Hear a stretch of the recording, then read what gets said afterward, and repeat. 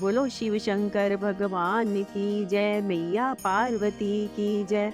तुलसी शाप वर्णन। नारायण भगवान ने देव कार्य के लिए ब्राह्मण का वेश धरकर शंखचूड़ से कवच मांगा। फिर शंखचूड़ का रूप धारण कर उसकी पत्नी तुलसी के पास पहुंचे। तुलसी ने उन्हें अपना पति जान लेने सिंहासन पर बैठाकर चरणामृत लिया, तांबूल देकर युद्ध का समाचार पूछा। तब विष्णु ने बताया कि हे प्रिय, ब्रह्मा जी के द्वारा हम दोनों में संधि हो गई है, अतः शिव जी लौट गए तो मैं भी आ गया हूँ। फिर उन्होंने वृंदा के साथ रमन किया। भोग के समय तुलसी ने उन्हें अन्य पुरुष जाना तथा शाप देने को तैयार हुई। तब विष्णु शाप के भेद से अपने रूप में प्रकट हुए। तुलसी अपनी पतिव्रत भंग जान क्रोध पूर्वक उनसे बोली, हे विष्णु, तुम में दया नहीं है, तुम्हारा मन पाषाण के तुल्य है, तुम पत्थर हो जाओ, तुम्हें दया का सागर कहना व्यर्थ है, तुमने छल पूर्वक अपने भक्त का ही वध कराया है। इस प्रकार कहकर विलाप करने लगी।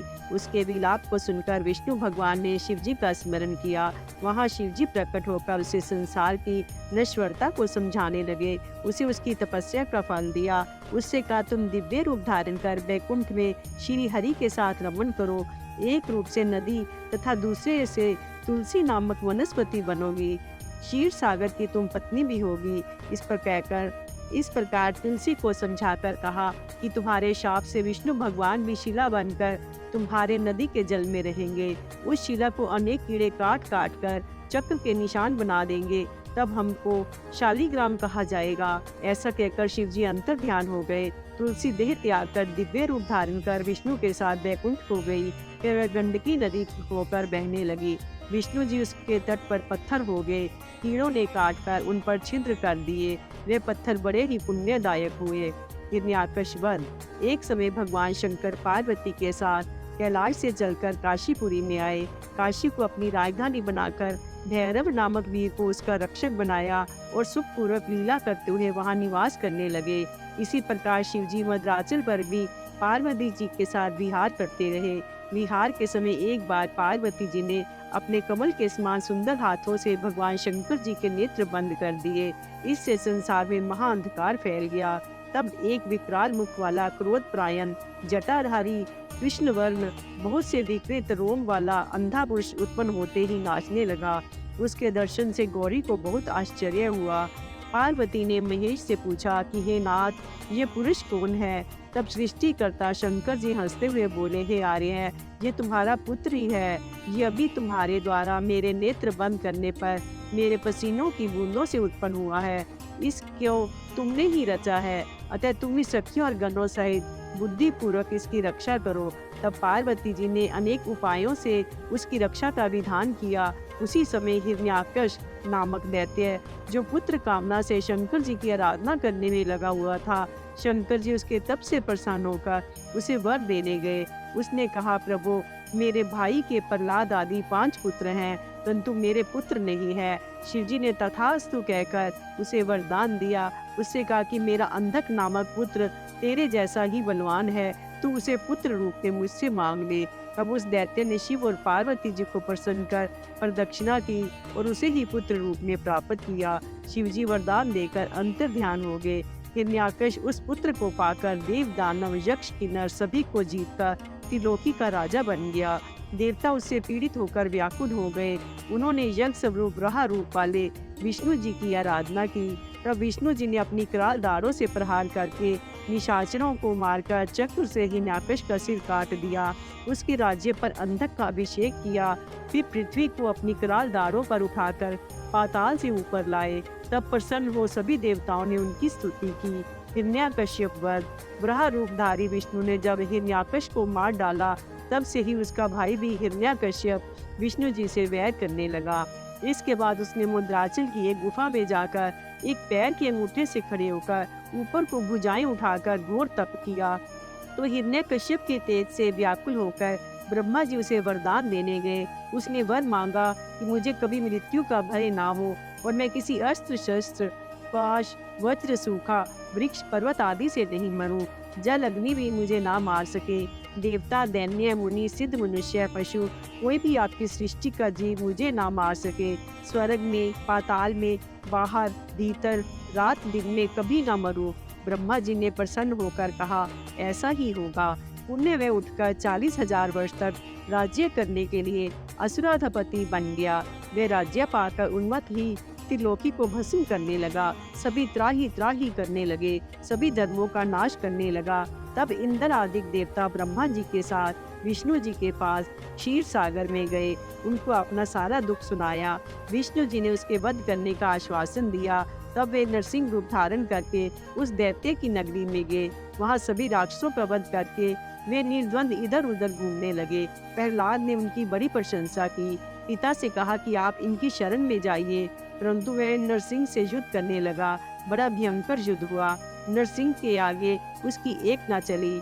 नरसिंह ने उस जंगलाओं पर रखकर उसके मर स्थानों को नखों से विदीर्ण कर दिया। प्रहलाद को उसके राज्य पर अभिषेक किया। इस प्रकार रुद्र से अंधक का जन्म, हिरण्यकश्यप का वध, प्रहलाद की राज्य प्राप्ति आदि कथाएं तुमको सुनाई। अब आगे अंधक की कथा और सुनिए। अंधक की कथा। एक समय विहार में तत्पर हिरण्याकश पुत्र अंधक से उसके भाइयों ने हंसी करते हुए कहा कि अब तुम्हारा राज्य से क्या प्रयोजन है। तुम्हारा पिता हिरण्याकश तो मूर्ख था, जिसने तुम्हारे जैसे नेत्रहीन विकृत रूप वाले पुत्र को शिवजी से प्राप्त किया। तुम राज्य पाने योग्य कदापि नहीं हो। भला कहीं दूसरे से उत्पन्न हुआ पुत्र भी राज्य का भागी हो सकता है। राज्य तो हम करेंगे, तुम्हारा अधिकार नहीं। इसलिए वह बहुत दुखी तथा दीन हुआ। रात्रि में उठकर घोर तप करने जंगल में चला गया। वहाँ बड़ा भारी उग्र तप किया, परंतु उसका कोई फल नहीं हुआ। फिर अपना शरीर अग्नि में जलाना चाहता था। ये देवताओं का भय तथा आश्चर्य हुआ और वे ब्रह्मा जी के पास पहुँचे। तब ब्रह्मा जी उसे वरदान देने गए। उसने अजर अमरता मांगी और कहा कि मुझे मेरा राज्य मिल जाए, प्रहलाद आदि मेरे भाई द्वितीय बन जावे तथा मेरे नैनों में दिव्य ज्योति आ जाए। मैं किसी से भी ना मरूं, चाहे नारायण या स्वयं शंकर जी ही मुझे क्यों ना मारे। इस पर ब्रह्मा जी ने कहा, यह संभव नहीं होगा, तुम कोई दूसरा वरदान मांगो। फिर उसने कहा, अच्छा, अन्य सभी बातें तो मुझे मिले ही, परंतु शिव जी को छोड़कर मुझे अन्य कोई न मार सके। ब्रह्मा जी ने तथास्तु कहा। अब तो वे घर आया, अपना राज्य प्राप्त किया। प्रहलाद आदि भी उसके भक्त हो गए। वह वैभव संपन्न हो करोड़ों वर्ष तक राज्य करता रहा। फिर वह दुष्ट संगति में पड़ गया। मदान होकर वेद मार्ग छोड़ दिया। उसने पुत्रों, ब्राह्मणों, गुरु का त्याग कर दिया। एक समय वह मंदराचल पर गया। वहाँ एक महल बनाकर उसमें विहार करने लगा। तभी उसके मंत्रियों ने तय कि एक जटाजूटधारी पुरुष के पास सर्वांग सुंदर स्त्री है, उसे लेने तुम चलो। परंतु उसने स्वयं न जाकर मंत्रियों को भेजा। तब दुर्योधन, वैदप, हस्ती आदि मंत्री जटाजूटधारी शिव के पास पहुंचकर शिवजी का मजाक बनाने लगे तथा उनकी भार्या पार्वती को मांगने लगे। उनकी ये बात सुनकर शिवजी ने हंसकर कहा, मैं तो योगी हूँ, सबका स्वामी हूँ और पशुपात व्रत कर रहा हूँ। ये मेरी शक्ति सर्वसमर्थ है। उससे जो चाहो सो कहो और मांगो। तब ये सब वृत्तांत उन्होंने अंधक को सुनाया। अंधक क्रोधित हो उठा।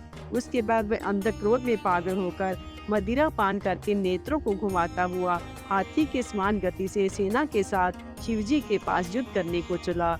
वहाँ शिव ने वीरों ने गुफा का मार्ग बंद कर रखा था। शिव गणों से मार खाता हुआ वह अंधक काम अग्नि से दग्ध होकर आगे बढ़ा। शिव गणों ने उसे वीरों के साथ मारकर भगा दिया। उस समय भारी युद्ध हुआ। मांस चर्बी पीकर गीदड़ आनंद करने लगे। रुद्र की कीच मच गई। उन्होंने पार्वती से कहा, देखो इस संसार की क्या विलक्षण गति है। स्त्री के प्रसंग से कभी कभी अपनों से ही युद्ध करना पड़ता है। कहा तो मैं पशुपत व्रत पूर्ण करने आया था, कहा ये दूसरा व्रत करना पड़ रहा है। आओ कहीं दूसरे वन में चले। ऐसा कहकर शंकर जी दूसरे वन में चले गए, परंतु पार्वती जी उसी वन में रह गई। वह शिव जी की प्रतीक्षा में मंदराचल पर ही स्थित रही। वीरक गण उनकी रक्षा में तत्पर रहा। उसी समय एकाकी गुफा में काम पीड़ित अंधक घुस गया। 505 रात दिन तक उसने खाना पीना निद्रा त्याग कर निरंतर युद्ध किया। शस्त्रों से भयानक युद्ध हुआ। वीरक को घेर लिया। तभी देवताओं की शक्तियां पार्वती जी के पास आकर बैठ गई। उन वीर वेशधारी देवताओं की शक्तियों के द्वारा रणभेरी बजाएगी। उन वाद्यों को सुनकर वीरक सचेत होकर युद्ध करने लगा। तभी नारायणी, ब्रह्मी, गौरी, इंद्राणी देवियां आयुधों से युद्ध करने लगी।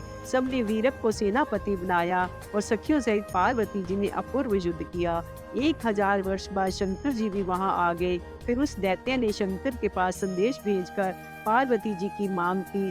शंकर जी ने अत्यंत क्रोध करके दूत को समझाकर युद्ध का संदेश भेज दिया। तब महाबली गिल नामक राक्षस को आगे करके वे अंधक शिव जी से लड़ने आया। उसने गुफा पर वज्र का प्रहार करके पार्वती जी पर वज्र का प्रहार किया। सेना ने शंकर जी की गुफा को तोड़ डाला। तब शंकर जी ने विष्णु आदि देवताओं को बुलाकर भूत गणों के साथ दारुण युद्ध छेड़ दिया। उस युद्ध में विधस नामक दैत्य के पेट में ब्रह्मा, विष्णु, इंद्र, सूर्य, चंद्रमा आदि समस्त देवता चले गए। केवल एक वीरक नाम का गण शेष रह गया। शंकर जी ने तब सामदेव का गान किया, फिर सूर्य के समान अपने प्रकाशित शरीर से अट्टहास किया। इस बीच वह दैत्य नदी को भी निगल गया। तब तो शिव महाक्रोध करके युद्ध में आए। शिव ने तीव्र बाणों से विदस को मारकर सभी देवताओं को उगलवा लिया। फिर भयंकर युद्ध हुआ। शुक्राचार्य मरे हुए दैत्य को जिंदा कर रहे थे। शंकर जी फल के समान शुक्राचार्य को निगल गए। इससे दैत्यों का बल क्षीण हो गया। दैत्यों को देवताओं ने मार मार कर व्याकुल कर दिया। सभी देवताओं ने उसे दैत्येंद्र को मारा। उसका शरीर जर्जर हो गया। तब उसने शिव की स्तुति की तो शिव जी ने गदगद हो उसे गणपति का पद दिया। युद्ध समाप्त हो गया। भगवान शिव पार्वती के साथ अपनी गुफा में प्रवेश कर गए। शुक्राचार्य की मुक्ति। शिव जी के मुख से उद्रस्त शुक्राचार्य बाहर निकलने का बड़ी भारी प्रयत्न करने लगे। उन्होंने शिव के पेट से बाहर निकलने का अनेक छिद्रों को तलाश किया, परंतु कोई छिद्र उन्हें ना मिला। फिर शुक्राचार्य शिव के मंत्र को जपते जपते शिव के वीर्य रूप से उनके लिंग बाहर से मार्ग से बाहर आए। शिव जी को प्रणाम किया। पार्वती ने पुत्र मानकर उन्हें विधन रहित कर दिया। शुक्राचार्य को देख दया सागर शिव जी बोले, हे भृगु पुत्र, तुम जिस प्रकार मेरे लिंग द्वारा मेरे शुक्र होकर निकले हो, इस कर्म से तुम्हारा नाम शुक्राचार्य होगा। शुक्राचार्य को मृत संजीवनी विद्या की प्राप्ति की कथा। शुक्राचार्य ने मृत संजीवनी विद्या को कैसे प्राप्त किया, वह कथा सुनो।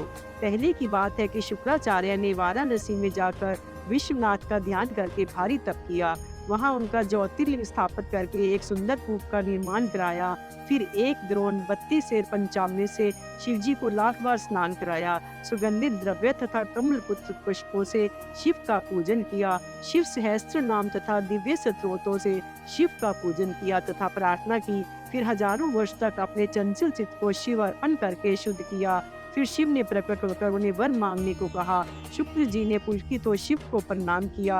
अंजलि बांधकर शिव जी की स्तुति की तो शिव जी ने वरदान में मृत संजीवनी विद्या दी, जिसके द्वारा तुम मरे हुए प्राणियों को पुण्य जीवित कर दोगे। इस सत्येश्वरी विद्या के प्रभाव से तुम जो इच्छा करोगे वह सभी कार्य पूर्ण होंगे। तुम मेरे प्रभाव से सूर्य से भी ऊपर विलंब तारा बनकर चमकोगे। तुम्हारे उदय होने पर सभी विवाह आदि मांगलिक कार्य होंगे। इस प्रकार वर देकर शिव जी उस पार्थिव लिंग में ही लय हो गए। इस प्रकार शिव जी से शुक्र जी को मृत संजीवनी विद्या मिली थी। बानासुर आख्यान। व्यास जी बोले, हे सर्वज्ञ सनत कुमार जी, आपने शिव अनुग्रह की ये बड़ी ही सुंदर कथा सुनाई। अब बानासुर की दानपत्य पद की प्राप्ति की पावन कथा सुनाइए। ये सुनकर सनत कुमार जी बोले, मरीचि के पुत्र कश्यप जी हुए। उनके दक्ष की 13 कन्याएं पत्नी थी। उनमें बड़ी जो दीति थी उसके दैत्य उत्पन्न हुए। शेष पत्नियों के देवताओं की उत्पत्ति हुई। दीति के हिरण्यकश्यप और हिरण्याकश 2 महाबली राक्षस उत्पन्न हुए। उनमें बड़े हिरण्यकश्यप के हल्लाद, हनुलाद, सल्हाद तथा प्रहलाद 4 पुत्र हुए। इनमें छोटा पुत्र प्रहलाद के बड़ा जितेंद्र और विष्णु भक्त विरोचन हुआ, जिसने अपना सिर काटकर दान में इंद्र को दे दिया था। उसका पुत्र बलि भी बड़ा दानी था। उसने वामन भगवान को सारी पृथ्वी दान में दे दी थी। उसका पुत्र महादानी शंकर का भक्त बानासुर हुआ। उसने तीनों लोकों को जीतकर शोणित नाम की नगरी बसाई थी। एक समय उस दैत्य ने वाद्य द्वारा शंकर जी को तांडव नृत्य से प्रसन्न किया था। शंकर जी ने दया दृष्टि की वरदान मांगने को कहा। उसने भक्ति पूर्वक प्रणाम करके गणों के साथ उनके अपने पास ही निवास मांगा। भक्त वत्सल शिव उसके पास ही गणों सहित निवास करने लगे। एक समय उस शोणितपुर के पास बहती हुई नदी के तट पर शिव ने लीला की। गान नृत्य हुआ। सभी देवता अप्रसय आए। फिर जल क्रीड़ा प्रारंभ हुई तो शिव ने पार्वती जी को कैलाश से बुलाया। तब अप्रसाओं ने विचार किया कि जब तक पार्वती जी नहीं आती तब तक कोई भी स्त्री यदि शिव के साथ जल क्रीड़ा करेगी तो शिव जी उसे सर्वोत्तम संतरी का पद देंगे। ये विचार कर बानासुर की पुत्री उषा ने शिव का स्पर्श करने के लिए पार्वती का रूप बनाया। तब तक पार्वती जी वहां आ गई। उन्होंने बानासुर की पुत्री उषा का भाव जान लिया। तब गिरजा उषा से बोली, अरे तुमने मेरा स्वरूप क्यों बनाया? अच्छा तो इस कार्तिक मास में ही ऋतु वाली हो जाएगी और वैशाख शुक्ला द्वादशी को अर्धरात्रि को तुझे सोती हुई के साथ कोई पुरुष संभोग करेगा, फिर तू उसकी पत्नी होगी। ये कहकर पार्वती जी शिव के साथ जल क्रीड़ा में तत्पर हुई और फिर वे दोनों अंतर ध्यान हो गए। उषा का चरित्र। एक समय बानासुर ने शिव को प्रसन्न किया। उसने शिव जी से कहा, प्रभु आपने मुझे जो ये 1000 भुजाएं दी हैं, इनसे मुझे क्या लाभ? बिना युद्ध के इनका मुझे क्या उपयोग? मैंने यम कुबेर आदि सभी को जीत लिया, आपको छोड़ सभी देवता जीत लिए। अब आप ही मुझसे युद्ध करिए। उस समय मेरी भुजाएं शत्रु के शस्त्रों से जर्जित होकर पृथ्वी पर गिरेंगी, जिससे मेरे मनोरथ पूर्ण होंगे। ये सुनकर शंकर जी क्रुद्ध होकर उससे बोले, अरे अहंकारी, तुझे धिक्कार है। भक्तवर बलि के रूप उनमें पैदा होकर तुझे ये उचित नहीं है। तू शीघ्र ही अपने अहम की शांति पाएगा। किसी बलवान से अकस्मात तेरा युद्ध होगा और तेरी ये पर्वताकार भुजाएं कट कट कर पृथ्वी पर गिर पड़ेगी।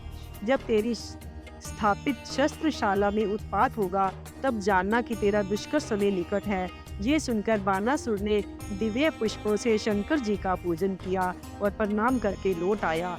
एक समय बानासुर अपनी ध्वजा को देखकर प्रसन्न हुआ और सोचने लगा, ऐसा कौन पराक्रमी है जो मुझसे युद्ध करे। उस समय काल वहां आ पहुंचा। बानासुर की पुत्री वहां सुंदर वेश में खड़ी थी। वैशाख का महीना था। वे रात्रि में विष्णु का पूजन करती थी। रात्रि को वे गुप्त अंतःपुर में सो रही थी। तब मायावश कृष्ण का पुत्र उसके साथ जबरदस्ती समूह होकर उन द्वारका लौट गया। तब अपने को दूषित जान सखियों से अपने शरीर त्याग की बात करने लगी। इस पर कुष्मांड की पुत्री चित्रलेखा ने उषा को पूर्व का वृत्तांत सुनाया। तब तो वह उस गुप्त पति को प्राप्त करने का उपाय सोचने लगी। तब चित्रलेखा ने एक वस्त्र पर सभी देवता, गंधर्व, सिद्धों, नागों आदि के चित्र बनाए। मनुष्य ने उत्तम राम, कृष्ण, अनिरुद्ध, परिडुम्न के सुंदर चित्र खींचे। तब अनिरुद्ध के चित्र को देखकर उषा लज्जित हो गई। उसने चित्रलेखा को बताया, किसी ने मेरा मन चुराया है। तब चित्रलेखा ने उसका नाम वंश आदि बतलाकर उसकी प्रशंसा की तो वे अनिरुद्ध पर मोहित हो गई और उसे पाने की उत्कंठा दिखाने लगी। इस पर ज्येष्ठ कृष्ण चतुर्दशी को चित्रलेखा द्वारका पहुंची। चित्रलेखा ने योग द्वारा अंधकार करके अनिरुद्ध को शैया सहित उठा क्षण मात्र में ही शोणितपुर में आ गई। उषा ने आश्चर्यचकित हो उससे काम क्रीड़ा करना प्रारंभ किया। यूं ही इसकी जानकारी सबको हो गई। द्वारपालों ने यह सूचना बानासुर को दी। कन्या के ये दूषण कर्म देकर बानासुर को महान आश्चर्य हुआ। बानासुर का युद्ध तथा उषा का विहार। इसके पश्चात बानासुर ने वहां जाकर अनिरुद्ध को देखा और क्रोध करके उसके नीलायुक्त अपूर्व सुंदर पुरुष से बोला कि तूने मेरी पुत्री को दूषित किया है, तू युद्ध को तैयार हो जा। उसने सैनिकों को आदेश दिया। वे अनिरुद्ध को पकड़कर बाहर लाए। तभी अनिरुद्ध उन्हें सबको मारकर उन्हें उषा के पास अंतःपुर में चला गया। बानासुर ने कुशल मंत्री युद्ध प्रवीण कुष्मांड को युद्ध करने भेजा। अनिरुद्ध शिवजी से रक्षित था।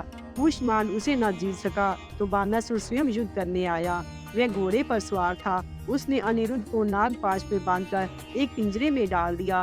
फिर क्रुद्ध हो उसका सिर काटने को तैयार हुआ और बोला, इसने मेरे कुल को दूषित किया है, बलात्कार का यही फल इसे दूंगा। तब आकाशवाणी हुई, हे बानासुर, तुम शिव भक्त हो, तुम क्रोध मत करो। शिवजी सबके ईश्वर है, नहीं तो तुम्हारा सर्वनाश कर देंगे। ये सुनकर वह शांत हो गया। रात्रि में अनिरुद्ध ने दुर्गा की वंदना की। उन्होंने प्रकट होकर उसका पिंजरा काट डाला। उसने अनिरुद्ध को बंधन मुक्त कर दिया। तब वह पुनः बानासुर की पुत्री उषा के पास पहुंच गया। कृष्ण आदि युद्ध वर्णन। इधर द्वारका में अनिरुद्ध के चले जाने पर स्त्रियों का रोना सुनकर श्री कृष्ण को महान दुख हुआ। उसके पश्चात नारद जी के द्वारा अनिरुद्ध को बानासुर के द्वारा बांधे जाने का समाचार सुना। तब तो श्री कृष्ण द्वारका से यादवों की भारी सेना लेकर युद्ध के लिए चले। 18 अक्षौणी सेना के साथ कृष्ण ने शोणितपुर को घेर लिया। बानासुर भी उनसे युद्ध करने चला। साथ ही भक्त की रक्षार्थ सदाशिव भी उनके साथ चले। कृष्ण और शिव का अद्भुत युद्ध हुआ। श्री कृष्ण ने शिव के साथ प्रद्युम्न का कुष्मांड से, कूप का करण से, बाण के पुत्र का साम से, बाण का सात्याकी से युद्ध हुआ। ब्रह्मास्त्र आदि सभी का प्रयोग हो रहा था। शिव के तेज से कृष्ण के सैनिक ठहर नहीं पा रहे थे। श्री कृष्ण ने शीतला नामक ज्वर को छोड़ा। शिव जी ने उस ज्वर को शांत कर दिया। इससे कृष्ण को भारी विस्मय हो गया। फिर सब ने श्री शिव की स्तुति की। फिर श्री कृष्ण ने कहा, हे प्रभु, मैं आपकी आज्ञा से बानासुर की भुजाओं को काटने आया हूँ। आप संग्राम में लौट जाइए, मुझे आज्ञा दीजिए, मैं उसे मारूंगा। तब शिव जी ने कहा, सत्य है, मैंने बानासुर को शाप दिया है, आप इसे मारिए। तब श्री कृष्ण ने जी भरण करके बानासुर की भुजाओं को काट दिया। जब उसकी 2 भुजाएं शेष रह गई, तब बानासुर श्री कृष्ण को अंतःपुर में ले गया और वहां अपनी कन्या को अनिरुद्ध को देकर रत्नादि का महान भेज दिया। श्री कृष्ण का महान स्वागत किया। श्री कृष्ण अपनी पौत्र वधु और पौत्र को साथ लेकर कुटुंब सहित द्वारका आए और वहां भारी उत्सव किया। बानासुर का गणपत्य पद की प्राप्ति। फिर बानासुर अपने अज्ञान समझकर शिव जी के पास जाकर रोने लगा। उसने हस्पद न्यास युक्त तांडव नृत्य किया। शिव जी ने प्रसन्न होकर वर मांगने को कहा। उसने शोणितपुर का राज्य उषा के पुत्र का मांगा और अपने दैत्य वंश से विनाश मांगा। शिव जी ने उसे गानपत्य पद प्रदान किया। गजासुर वध वर्णन। जब देवों के हित में देवी ने महिषासुर का वध किया था, तो उसके वीर पुत्र गजासुर ने उग्र तपस्या करके ब्रह्मा जी को प्रसन्न किया। उससे तीनों लोकों सहित सब कुछ जीतकर उनके तेज का हरण कर लिया। उसने देवताओं को अपने चरणों में गिराकर प्रणाम किया और सबको प्रचंड आज्ञा देकर महेंद्र पर्वत पर रहने की आज्ञा दी। फिर वह विषय लोलुप हो गया। शास्त्रों का उल्लंघन करके ब्राह्मणों तपस्वियों को क्लेश देने लगा। तब शिवजी की शरण में सभी इंद्रादिक देवता गए। शिवजी त्रिशूल लेकर उसे मारने चले। शिवजी ने त्रिशूल से उस दैत्य का सिर काट दिया। फिर उसने शिवजी की स्तुति की। तब तो शिवजी वरदान देने लगे। उसने वरदान मांगा कि प्रभु, यदि आप मुझ पर प्रसन्न हैं तो मुझे अपना ओढ़ना बनावें। तब शिवजी ने उसे तथास्तु कहकर उसके लिए काशी में ज्योतिर्लिंग बनाया। गजासुर के वध से देवता शांत हो गए। निरहाय वध। जब भगवान विष्णु के द्वारा दीति का पुत्र मारा गया तो दीति को महान दुख हुआ। तब निरहाय ने आकर दीति को बड़ा आश्वासन दिया और देवताओं को जीतने का विचार किया। उसने ब्राह्मणों का कारण मानकर उनका विनाश करना प्रारंभ किया। काशी को ब्राह्मणों का मुख्य स्थान मानकर उसने प्रथम ब्राह्मण वध करने चला। निरहाय काशी में ब्राह्मणों की हत्या करने लगा। दिन में मायावी मुनियों की तरह ध्यान लगाकर मुनियों के मध्य बैठ जाता। रात्रि में ब्राह्मणों की पर्णशाला में जाकर उन्हें चीर कर खा जाता था। एक बार शिवरात्रि के दिन एक शिव भक्त को खाने चला। वह शिव मंत्र कवच पहने था, अतः वह उसे खा न सका। शिवजी ने प्रकट हो उसे मुष्टि प्रहार करके मार दिया। बिंदल उत्पल नामक दैत्यों का विनाश। हे व्यास जी, बिंदल तथा उत्पल नामक 2 दैत्य थे। उन्होंने तप द्वारा ये वरदान मांगा था कि हम किसी से ना मरे। वरदान पाकर वे महाअभिमानी हो गए। उन्होंने अपनी भुजाओं से सारे ब्राह्मण को जीतकर वश में कर लिया। फिर संपूर्ण दैत्यों को भी युद्ध में परास्त कर दिया। देवताओं ने दुखी होकर ब्रह्मा जी के पास अपना दुखड़ा सुनाया। ये सुनकर ब्रह्मा जी बोले, देवताओं, ये दोनों दैत्य जगत जननी पार्वती जी से मारे जाएंगे। तुम धैर्य धारण कर शिव जी का ध्यान करो, वे भक्त भेहारी हैं। फिर नारद जी ने उन दैत्यों के पास पहुँचे और उनसे पार्वती जी के रूप की प्रशंसा की, क्योंकि उन्हें भगवान शंकर की प्रेरणा ऐसी ही थी। ये सुनकर वे दैत्य काम पीड़ित होकर पार्वती को हरण करने की योजना बनाने लगे। एक समय की बात है, पार्वती जी अपनी सखियों के साथ गेंद खेल रही थी।